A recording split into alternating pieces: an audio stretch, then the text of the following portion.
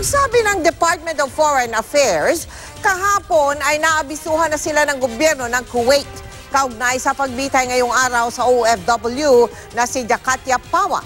Aminado silang naunahan ni Jakatia Pawa sa paghahatid ng masamang balita sa pamilya niya dito sa Pilipinas. Nakatutok si Joseph Moro. Malungkot na balita ang hatid ng Department of Foreign Affairs o DFA.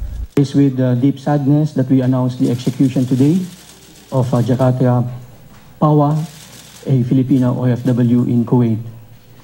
We extend our sincere condolences and sympathies to the family of Ms. Pawa. Binitay ang 33 taong gulang na si Jakatia Pawa sa Kuwait dahil sa kasong pagpatay sa 22 anyos na anak ng kanyang amo noong 2007. Sabi ng DFA, may mga kinatawan sila sa Kuwait na bitayin si Pawa. Kahapon ng hapon daw, tinawagan sila ng Kuwaiti government para sabihan na tuloy na ang pagbitay sa overseas Filipino worker ngayong araw. Pero naunahan daw sila ni Pawa na tawagan ng mga kaanak niya sa napipinto niyang pagbitay.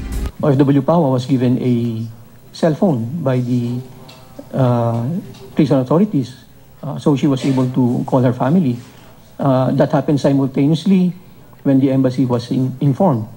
Hindi na maiuwi ang labi ni Pawa dahil sa ilalim ng Islamic practice, kailangang mailibing ito kaagad.